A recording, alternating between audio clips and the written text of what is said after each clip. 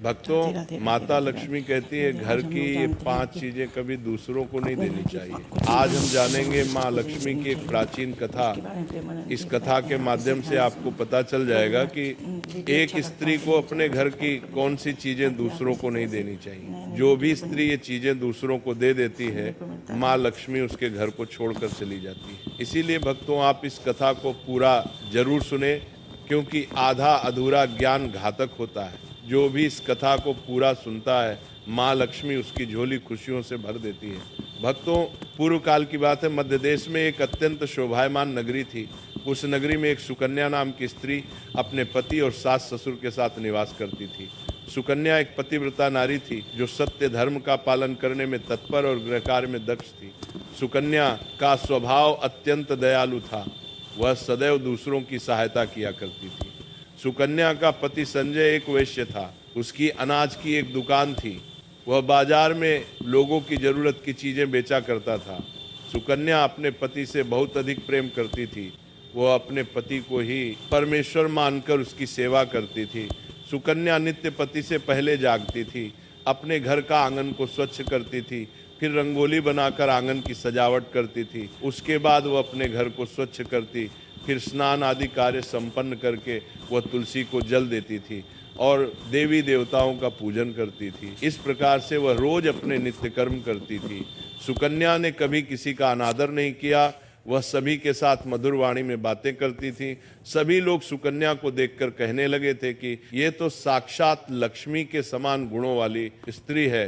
यह अपने परिवार का कितने अच्छे से ख्याल रखती है। इसके अलावा सुकन्या दान धर्म करते समय कभी अपने हाथ पीछे नहीं खींचती थी। उसके द्वार पर जो भी याचक आता वो उसे दान दिए बगैर नहीं भेजती थी। उसके द्वार से कोई खाली हाथ नहीं जाता था। जो भी भूखा उसके द्वार पर आता तो वो भरपेट भोजन करके ही लौटता था, जिससे उसके द्वार पर आए हुए सभी याचक अत्यंत प्रसन्न होकर उसे आशीर्वाद देकर लौट जाते थे। इतना ही नहीं, सुकन्या अपने पड़ोसियों की भी सहायता करती थी। उसके पड़ोस में जो भी गरीब और दुखी लोग रहते थे, उन्हें भी वह नित्य भोजन दिया करती थी। पड़ोसियों को जो जो चीज लगती, सुकन्या बिना विचार किए ही दे दिया करती थी, जिस कारण से सुकन्या के पड़ोसी भी उसका बहुत अधिक सम्मान करते थे। वे कहते थे, यह सुकन्या तो साक्षात देवी है। देवी साक्षात मां अन्नपूर्णा ने ही सुकन्या के रूप में जन्म लिया है। लोग जब भी सुकन्या की प्रशंसा करते तो वे सभी उसके विषय में अच्छी बातें ही कहते, लेकिन लोगों की बातें सुनकर भी सुकन्या ने कभी घमंड नहीं किया। वह उन सभी को आदर और सम्मान से ही बातें किया करती थी। फिर एक दिन की बात है, सुकन्या की एक पड़ोसन उसके घर पर आई है। सुकन्या उसका स्वागत करती है और बड़े प्रेम से उसे कहती है, हे बहन, हमारे घर में तुम्हारा स्वागत है। आज किस कारण से तुम्हारा मेरे घर पर आगमन हुआ है? यदि कोई वस्तु चाहिए तो मुझसे मांग लो, मैं तुम्हारी अवश्य मदद करूंगी। सुकन्या की पड़ोसन कहती है, हे सुकन्या बहन, आज मेरे घर पर बहुत से रिश्तेदार आए हैं। उनके लिए मैं भोजन बना रही हूँ, इसीलिए मैं तुम्हारे पास रोटी बनाने के लिए चकला, बेलन और तवा मांगने आई हूँ। यदि तुम कुछ समय के लिए मुझे चकला, बेलन और तवा दे दोगी तो बड़ी कृपा होगी। मैं काम हो जाने के बाद तुम्हें जल्दी लौटा दूंगी। सुकन्या कहती है, हे बहन, इसमें क्या बड़ी बात है? अभी मुझे चकला बेलन की आवश्यकता नहीं है, इसीलिए तुम मेरा चकला, बेलन और तवा ले जा सकती हो। रुको, मैं अभी तुम्हें लाकर देती हूँ। फिर सुकन्या रसोई घर में जाती है और रसोई घर से चकला, बेलन और तवा लाकर उस पड़ोसन को देती है। तब पड़ोसन कहती, हे बहन, तुम्हारा बहुत बहुत धन्यवाद। आज तुमने मेरा काम सफल कर दिया। मैं अपने मेहमानों को भोजन कराकर तुम्हारा चकला, बेलन जल्दी से लौटा देती हूँ। सुकन्या कहती है, हे बहन, चिंता की कोई बात नहीं है। जब तुम्हारा कार्य पूर्ण हो जाएगा तब तुम मुझे लौटा देना। फिर वह पड़ोसन सुकन्या का चकला, बेलन और तवा लेकर चली जाती है। कुछ समय बाद अन्य एक स्त्री सुकन्या के घर पर आती है। सुकन्या उसका भी प्रेम से स्वागत करती है और पूछती है, पधारो बहन, आज तुम्हें मुझसे क्या काम है? संकोच ना करो और बताओ तुम्हें मुझसे क्या चाहिए। मैं तुम्हारी मदद जरूर करूंगी। तब वो स्त्री कहती है, हे बहन, मेरे घर में बहुत गंदगी हो गई है और मेरे घर को साफ करने के लिए मेरे पास कुछ भी नहीं है, इसीलिए मैं तुम्हारे पास झाड़ू मांगने के लिए आई हूँ। यदि तुम्हें कोई समस्या ना हो तो कृपा करके मुझे अपने घर की झाड़ू दे दो। मैं अपना घर साफ करके तुम्हें झाड़ू लौटा दूंगी। सुकन्या बिना विचार किए ही कहती है, बहन बस झाड़ू ही तो है, इसमें क्या समस्या हो सकती है, तुम रुको, अभी मैं तुम्हें अपने घर की झाड़ू ला कर देती हूँ। इतना कहकर सुकन्या घर के अंदर जाती है और झाड़ू लेकर आती है और उस स्त्री को दे देती है। वो स्त्री सुकन्या के घर की झाड़ू लेकर चली जाती है। फिर कुछ देर बाद अन्य एक स्त्री सुकन्या के घर पर आती है। सुकन्या उसका भी बड़े प्रेम से स्वागत करती है। सुकन्या कहती है, पधारो बहन, क्या बात है, आज मेरे घर पर किस कारण से आना हुआ? तुम्हें जो कुछ भी चाहिए निसंकोच होकर कहो, मैं तुम्हारी सहायता करने का प्रयास अवश्य करूंगी। तब वो स्त्री कहती, हे सुकन्या बहन, तुम बड़ी दयालु हो, मैंने तुम्हारे बारे में बहुत सुना है और तुम सभी की मदद करती रहती हो, इसीलिए मैं तुम्हारे पास एक छोटी सी मदद मांगने के लिए आई हूँ। सुकन्या कहती है, हे बहन, संकोच ना करो, तुम्हें जो कुछ भी चाहिए मांग लो, यदि मेरे बस में होगा तो मैं मना नहीं करूंगी, मैं तुम्हारी सहायता अवश्य करूंगी। तब वो स्त्री कहती है, सुकन्या बहन, आज मेरी बेटी को देखने के लिए लड़के वाले आ रहे हैं, इसीलिए मैं चिंता में हूँ। मेरे पास पहनने के लिए एक भी गहना नहीं है, तो मैं अपनी बेटी को क्या दूं? उसके पास पहनने के लिए अच्छे वस्त्र भी नहीं है, इसीलिए कृपा करके मुझे आप थोड़े गहने और वस्त्र उपहार में दे दीजिए। केवल एक दिन के लिए, जब लड़के वाले देखकर चले जाएंगे तो मैं तुम्हारे गहने लौटा दूंगी। उस पड़ोसन की बात सुनकर सुकन्या कहती, बस इतनी सी बात है बहन, तुम चिंता मत करो, तुम्हारी पुत्री मेरी छोटी बहन के जैसी है, उसकी सहायता मैं अवश्य करूंगी। मैं अभी तुम्हें मेरे गहने और साड़ी देती हूँ, जिसे पहनकर तुम्हारी पुत्री राजकुमारी लगेगी। फिर सुकन्या अंदर जाती है, गहने और साड़ी लेकर आती है और उस पड़ोसन को दे देती है। वह पड़ोसन प्रसन्न होकर सुकन्या के गहने और साड़ी लेकर चली जाती है। फिर शाम हो जाती है और अन्य एक पड़ोसन सुकन्या के घर पर आती है। सुकन्या उसका भी बड़े प्रेम से स्वागत करती है और कहती है, पधारो बहन, आज किस कारण से मेरे घर पर आना हुआ, बताओ मैं तुम्हारी किस प्रकार से सहायता कर सकती हूँ। तुम्हें जो कुछ चाहिए निसंकोच होकर कहो, मैं तुम्हारी मदद जरूर करूंगी। वह पड़ोसन कहती है, हे सुकन्या बहन, तुम बड़ी दयालु हो और तुम सभी की मदद करती हो, इसीलिए मैं तुम्हारे पास आई हूँ। मेरा बच्चा भूखा है और उसे पिलाने के लिए दूध नहीं है, इसीलिए मैं तुम्हारे पास दूध मांगने के लिए आई थी। अगर थोड़ा सा दूध मिल जाता तो बड़ी कृपा होती। सुकन्या कहती है, अरे बहन, इसमें कौन सी बड़ी बात है, लो अभी मैं तुम्हें दूध दे देती हूँ। सुकन्या रसोई घर में जाती है और थोड़ा सा दूध लेकर आती है और उस पड़ोसन को दे देती है। वह पड़ोसन प्रसन्नता से उस दूध को लेकर चली जाती है। इस प्रकार से सुकन्या अपने सभी पड़ोसियों की मदद कर देती है और प्रसन्न होकर घर का काम करने में लग जाती है। फिर रात होते ही उसका पति घर पर लौट आता है। सुकन्या अपने पति को प्रणाम करती है और उसकी खूब सेवा करती है। रात को दोनों पति पत्नी आनंद से सो जाते हैं। फिर दूसरे दिन वे जागते हैं तो उन्हें एक बहुत ही बुरी खबर कानों पर पड़ती है। एक आदमी दौड़ते हुए सुकन्या के घर पर आता है और सुकन्या के पति से कहता है, हे भाई, कल रात को किसी ने आपकी दुकान लूट ली है, सारा माल गायब है। सुकन्या का पति एकदम से घबरा जाता है और दौड़ते हुए अपनी दुकान पर जाता है तो देखता है उसका सारा माल किसी ने लूट लिया है। वह देखता है कि उसके दुकान में रखा हुआ सारा धन भी चोरी हो चुका है। वह दुखी और निराश होकर घर पर लौटता है और सुकन्या को सारी बात बताता है, जिससे सुनकर सुकन्या बहुत दुखी हो जाती है। सुकन्या कहती है, आप चिंता न कीजिए जी, हमारे घर में अभी बहुत सारा धन रखा हुआ है, जिससे आप फिर से व्यापार शुरू कर सकते हैं। सुकन्या अपने घर की तिजोरी में देखती है तो वह सुकन्या घर की भी पूरी तरह खाली दिखाई देती है। उसके अंदर का भी सारा माल अब चोरी हो चुका था। ये देखकर सुकन्या बहुत दुखी हो जाती है। उसे समझ में नहीं आता कि कैसे हुआ। सुकन्या का पति उस पर बहुत क्रोधित हो जाता है। वो पूछता है, सुकन्या, सच सच बताओ, हमारे घर के अंदर रखा हुआ सारा पैसा कहाँ गया? सुकन्या कहती है, हे स्वामी, मैं घर पर ही थी, सारा धन तिजोरी में ही था, किसने चुरा लिया पता नहीं, कृपया आप शांत हो जाइए, हम कोई ना कोई उपाय जरूर ढूंढ लेंगे। सुकन्या का पति कहता है, ये जो तुम दूसरे लोगों को घर पर बुलाकर खिलाती हो, अनजान लोगों को घर में बुलाती हो, उसी का फल है ये। उन्हीं में से किसी ने हमारे घर का सारा पैसा चुरा लिया है। क्रोध में आकर सुकन्या का पति उसे भला बुरा कहता है। सुकन्या की सास भी उसे बहुत कोसती है और कहती है, तुम हीन पड़ोसियों को घर की चीजें देती रहती हो, बिना सोचे किसी की भी मदद कर देती हो, उन्हीं में से किसी ने सारा पैसा चुरा लिया है। घर के सभी लोग सुकन्या को भला बुरा कहने लगता है। फिर सुकन्या अपने पति को दिलासा देते हुए कहती है, हे नाथ, मैंने मेरे कुछ गहने हमारी पड़ोसन को दिए हैं, मैं उसके पास से गहने लेकर वापस आती हूँ। फिर सुकन्या उसे गरीब पड़ोसन के घर पर जाती है तो देखती है उसके घर पर कोई नहीं होता है। वह स्त्री भी घर छोड़कर सुकन्या के गहने लेकर भाग गई होती है। सुकन्या निराश होकर घर पर लौटती है और अपने पति को सारी बात बता देती है। सुकन्या की बात सुनकर उसका पति आग बबूला हो जाता है और सुकन्या को भला बुरा कहने लगता है। सुकन्या का पति कहता है, हे सुकन्या, तुम बड़े मूर्ख हो, तुम्हारे ही कारण हमारा सारा धन वैभव चला गया है। तुम्हारे दान देने की आदत के कारण ही हमारे ऊपर ये मुसीबत आन पड़ी है। अब तू इस घर में नहीं रह सकती, तू अभी इसी क्षण इस घर को छोड़कर चली जा।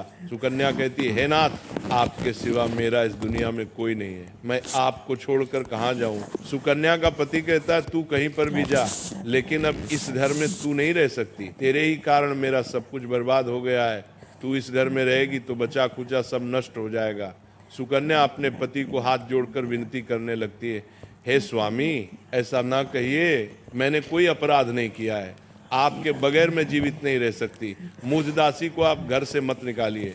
लेकिन सुकन्या का पति उसकी एक नहीं सुनता है और उसे अपने घर से धक्के मारकर निकाल देता है और कहता है, अब तू इस घर से चली जा और लौट कर मत आना। चाहे तो किसी नदी में कूदकर अपनी जान दे दे, लेकिन अब तू इस घर में मेरे साथ नहीं रह सकती। फिर सुकन्या दुखी होकर रोते हुए अपने पति के घर को छोड़कर चली जाती है। चलते चलते सुकन्या माता लक्ष्मी के मंदिर में जाती है और माँ लक्ष्मी से प्रार्थना करते हुए कहती है, हे माँ, मैंने ऐसा कौन सा पाप किया है जो मेरी ऐसी दशा हुई है। हे माँ लक्ष्मी, मैं तो नित्य आपकी पूजा करती थी, फिर भी आपने मेरा घर क्यों छोड़, कृपया मुझे बताओ माँ, मैंने ऐसा कौन सा अपराध किया जो आप मुझसे रूठ गई हो। फिर सुकन्या वहीं पर बैठकर सोचने लगती है, यदि मेरे पति मेरा स्वीकार नहीं करेंगे तो मैं जीवित रहकर क्या करूं। यदि मेरे ही कारण मेरे पति की दुर्दशा हुई है तो मुझे जीवित रहने का कोई अधिकार नहीं है। इतना सोचकर सुकन्या अपने प्राण देने के लिए नदी की तरफ जाने लगती है। नदी के पास जाकर सुकन्या माता लक्ष्मी से प्रार्थना करती है, हे माँ लक्ष्मी, अब मैं अपने प्राण देने जा रही हूँ। यदि मेरे द्वारा तुम्हारी पूजा में कोई कमी रह गई हो तो मुझे माफ करो। मैं अपने पति के बगैर जीवित नहीं रह सकती, इसीलिए अब मैं इस नदी में कूदकर अपने प्राण दे दूंगी। इतना कहकर सुकन्या नदी में कूदने ही वाली होती है कि साक्षात माँ लक्ष्मी उस स्थान पर प्रकट हो जाती है। माँ लक्ष्मी सुकन्या से कहती है, रुक जाओ सुकन्या, रुक जाओ पुत्री, तुम ये क्या कर रही हो। सुकन्या आंखें खोलकर देखती है कि साक्षात माँ लक्ष्मी उसके सामने खड़ी है। माँ लक्ष्मी के दर्शन करके सुकन्या बहुत प्रसन्न हो जाती है। माँ को बारंबार नमस्कार करते हुए कहती है, हे माँ लक्ष्मी, मुझे क्षमा करो, मैं बहुत बड़ा पाप करने जा रही थी। देवी लक्ष्मी कहती है, हे सुकन्या, मनुष्य को स्वयं अपने प्राण नहीं लेने चाहिए, यह महापाप है। ईश्वर ने जो शरीर प्रदान किया है उसे ऐसे नष्ट नहीं करना चाहिए। सुकन्या कहती है, हे माँ, मैं विवश हूँ, मेरे पति ने मेरा त्याग किया है और स्त्री को अपने पति को छोड़कर नहीं रहना चाहिए। मैं अपने पति को छोड़कर जीवित नहीं रह सकती, इसी कारण से अपने प्राण देने जा रही हूँ। देवी लक्ष्मी कहती है, हे सुकन्या, मैं सब कुछ जानती हूँ और ये भी जानती हूँ कि तुम्हारे पति ने तुम्हारा त्याग क्यों किया है। ये सब तुम्हारी ही भूल के कारण हुआ है। तुमने अनजाने में कुछ ऐसी चीज़ों का दान किया था जिस कारण से मुझे तुम्हारा घर छोड़कर जाना पड़ा। जो भी स्त्री अपने घर की इन चीज़ों को दूसरों को दे देती है, उनके घर में मेरा वास नहीं होता है, मैं उन वस्तुओं के साथ ही उनका घर छोड़कर चली जाती हूँ। तब सुकन्या कहती है, हे माँ, ऐसी वो कौन सी वस्तुएं हैं, कृपया आप मुझे बताइए, मैंने कौन सी वस्तुओं का दान किया जिस कारण से आपने मेरे घर का त्याग किया है। देवी लक्ष्मी कहती है, हे पुत्री, अब तुम ध्यान से सुनो, मैं तुम्हें उन चीज़ों के बारे में बताती हूँ जो किसी भी स्त्री को दूसरों को नहीं देनी चाहिए। इन चीज़ों का दान करने पर मैं उस घर को छोड़कर चली जाती हूँ। हे सुकन्या, सबसे पहली वस्तु है चकला, बेलन और तवा। किसी भी स्त्री को अपने घर का चकला, बेलन और तवा कभी दूसरों को नहीं देना चाहिए। रसोई घर में इन वस्तुओं का महत्व सबसे अधिक होता है। इन वस्तुओं की पवित्रता सदैव ही बनी रहनी चाहिए। इन्हीं वस्तुओं से भगवान विष्णु को प्रसाद बनाया जाता है और तवे पर बनी पहली रोटी भी गाय को खिलाई जाती है।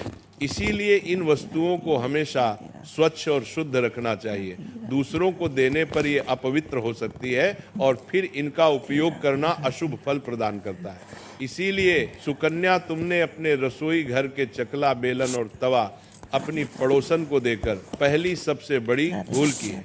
आगे माँ लक्ष्मी कहती है, हे सुकन्या, अब तुम दूसरी वस्तु के विषय में सुनो। तुमने अपनी पड़ोसन को अपने घर में रखी हुई झाड़ू ही दे दी, जिस वस्तु में मेरा सदैव वास होता है, जो वस्तु मुझे सबसे अधिक प्रिय है, तुमने उसे ही दूसरे को दे दिया, तो फिर मैं तुम्हारे घर में कैसे ठहरती है सुकन्या?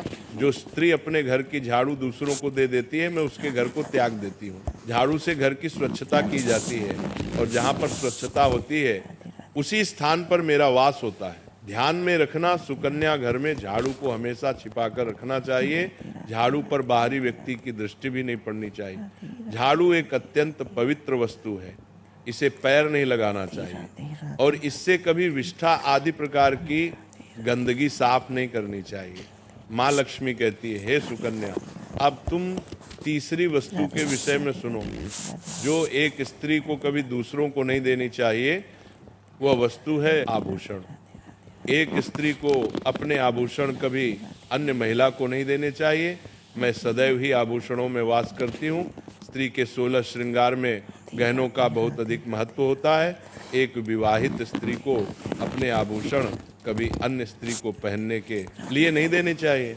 जो स्त्री अपने आभूषण अन्य स्त्रियों को देती है, उसके जीवन में दुर्भाग्य आता है। हे सुकन्या, अब मैं तुम्हें चौथी वस्तु के विषय में बताती हूँ।